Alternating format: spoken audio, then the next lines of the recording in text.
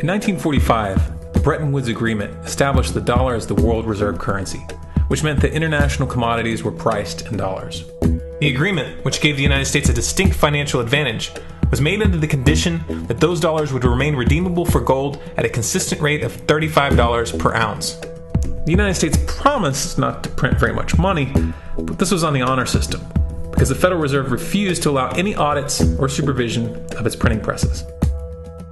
In the years leading up to 1970, expenditures in the Vietnam War made it clear to many countries that the US was printing far more money than it had in gold. And in response, they began to ask for their gold back. This, of course, set off a rapid decline in the value of the dollar. The situation climaxed in 1971 when France attempted to withdraw its gold and Nixon refused. I have directed the Secretary of the Treasury to take the action necessary to defend the dollar against the speculators.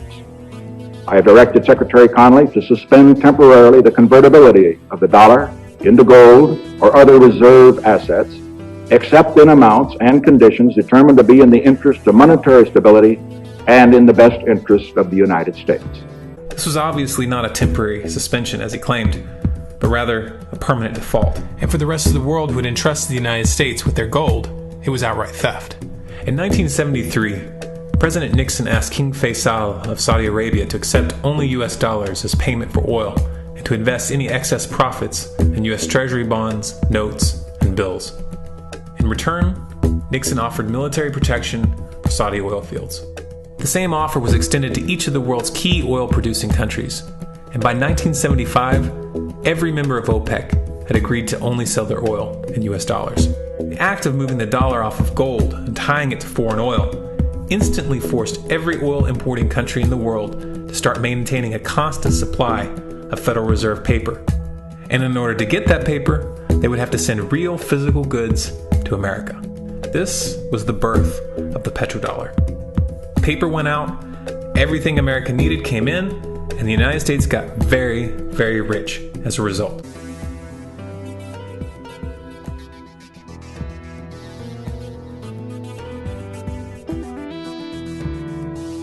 In November of 2000, Iraq began selling its oil exclusively in euros. This was a direct attack on the dollar and on US financial dominance, and it wasn't going to be tolerated. In response, the US government, with the assistance of the mainstream media, began to build up a massive propaganda campaign claiming that Iraq had weapons of mass destruction and was planning to use them. Should terrorists obtain these weapons, now being manufactured and traded around the world, the carnage they could inflict to our economies, our security, to world peace, would be beyond our most vivid imagination.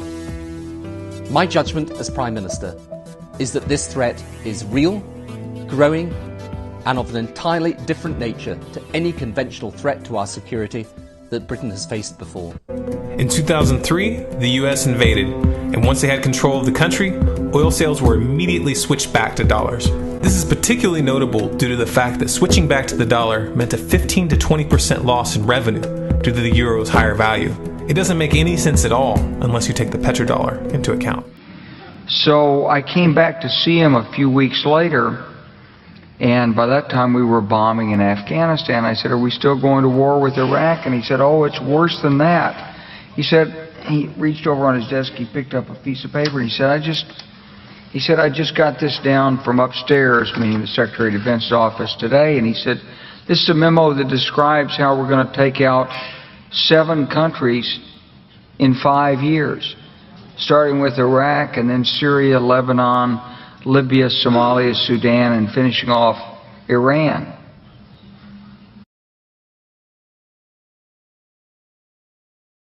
In Libya, Gaddafi was in the process of organizing a bloc of African countries to create a gold-based currency called the dinar, which they intended to use to replace the dollar in that region. US and NATO forces helped destabilize and topple the Libyan government in 2011. Tonight, British forces are in action over Libya. They are part of an international coalition that has come together to enforce the will of the United Nations and to protect the Libyan people. After taking control of the region, US armed rebels executed Gaddafi in cold blood and immediately set up the Libyan Central Bank. Iran has been actively campaigning to pull oil sales off of the dollar for some time now, and it has recently secured agreements to begin trading its oil in exchange for gold. In response, the US government, with mainstream media assistance, has been attempting to build international support for military strikes on the pretext of preventing Iran from building a nuclear weapon. In the meantime, they established sanctions which US officials openly admit are aimed at causing a collapse of the Iranian economy. Syria is Iran's closest ally, and they are bound by mutual defense agreements. Russia, China, and Iran have all explicitly sided with the Syrian government. Russia is providing air support, advanced anti-aircraft missile systems, heavy weapons, and training. Iran, for its part, has troops on the ground. For the time being, China is more preoccupied with the ongoing tensions in the South China Sea, and has not flexed its muscles in Syria as of yet. However, they should always be considered a wildcard variable. The current Iraqi government is also a wildcard. In 2015, they began to indicate where their loyalties lay in several meaningful ways. For example, they told the US government that new ground operations were not welcome, while at the same time announcing that they intend to look to Russia for military assistance. The list of countries pushing for regime change in Syria is a bit longer. United States, France, England, Germany, Saudi Arabia, Jordan, Qatar, Turkey, and Israel. If seeing all these characters in bed together strikes you as strange, looking at their motives will clarify things considerably. There isn't just one motive for this bloodbath. Rather, there's a matrix of motives which intersect in some rather odd places. Of course, money had to play a role. In 2009, Qatar put forth a proposal to build a natural gas pipeline which would have passed through Saudi Arabia, Jordan, Syria, to Turkey, and into Europe. The president of Syria, however, rejected this proposal. Instead, in 2011, he forged a pact with Iraq and Iran to run a pipeline eastward, cutting Qatar and Saudi Arabia out of the loop completely. It was around this time that jihadists began flooding into the region intent on ousting Assad. The West presented these groups as freedom fighters. Iran is Shia. The current government in Iraq is Shia and has strong ties with Iran. A pipeline deal which Assad accepted would strengthen the Shia bloc and expand its regional influence. The Sunnis don't like this. In fact, they've even coined a term to describe it: the Shia Crescent. Let's be very clear. ISIS is not just a terrorist organization. It is a Sunni terrorist organization. That means it blocks and targets Shia. And that means it's serving the interests of Turkey and Saudi Arabia, even as it poses a threat to them. Because neither Turkey nor Saudi Arabia want an Iran, Iraq, Syria, Lebanon bridge that isolates Turkey and cuts Saudi Arabia off. Israel also doesn't like the Shia Crescent at all, and they have decided to work with the Sunnis to form a parallel bloc to counterbalance Iran's influence. This is why Israel has launched numerous airstrikes against the Syrian government over the years and has provided medical care, logistical support, and safe passage to known jihadists. In 2013, Israel's ambassador to the US, Michael Oren, told the Jerusalem Post that, quote, "The initial message about the Syrian issue was that we always wanted Bashar Assad to go. We always preferred the bad guys who weren't backed by Iran to the bad guys who were backed by Iran. This was the case," he said, "even if the other bad guys were affiliated to Al-Qaeda." Let that sink in for a moment. Now, at this point, if you were to ask any of these governments directly why they're arming and funding jihadists in Syria, they would claim that they are only supporting the moderate rebels, specifically the FSA. We believe there are around 70,000 Syrian opposition fighters, principally the Free Syrian Army, who do not belong to extremist groups and with whom we can coordinate attacks on ISIL. FSA commanders have gone on record to say that they cooperate with and conduct joint operations with al-Nusra, and ISIS and al-Nusra have officially formed alliances. And it is well established that the FSA command has been dominated by Islamic extremists for years. He even claimed a 70,000 strong force of moderate FSA fighters were ready to coordinate action against ISIL with the Western air campaign. That claim has not remotely stood up to scrutiny. The FSA, which includes a wide range of groups, few, if any, would regard as moderate and mostly operate in other parts of the country. The only ground forces able to take advantage of a successful anti-ISIL air campaign are stronger jihadist and Salafist groups close to the ISIL-controlled areas. And let's not forget about the oil. At this stage, ISIS has reached a point where it no longer needs direct sponsorship. The organization earns an estimated $1 to $2 billion a day through oil sales.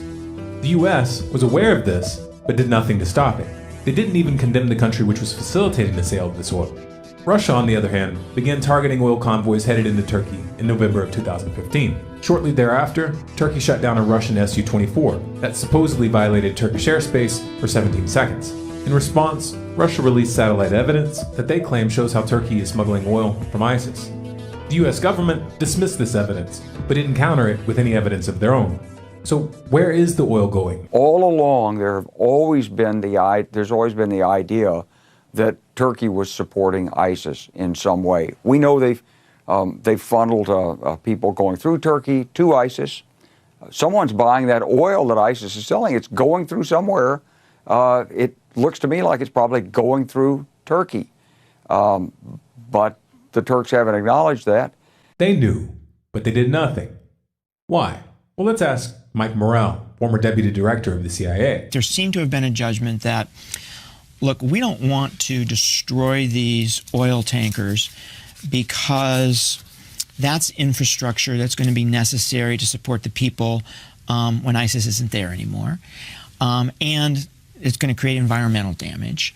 The United States and France are keen to make a show of airstrikes and special forces, but what they really want is the ability to operate in Syria militarily. This is the only way they'll have any chance of influencing the outcome. Trouble is, Russia is dug in. Unlike the United States and France, they have permission to operate in the country. And this has allowed them to set up bases and a strong anti-aircraft defense grid, which at any point could be used to enforce a no-fly zone. Washington is in a weak position. It can't really win from this angle, so they'll have to find a way to put Russia off balance and retake the momentum. It's important to remember the real stakes in this conflict. The West is in a state of decline. Their influence is waning. If the US and their allies fail to remove Assad from power, what they will be faced with is more than just a strong Shia crescent. If they fail, they risk being edged out of the entire region and replaced by Russia. This would give Russia an enormous amount of leverage in global energy markets. And this, of course, has serious implications for the petrodollar. For Washington, this is an unacceptable outcome. So expect the unexpected.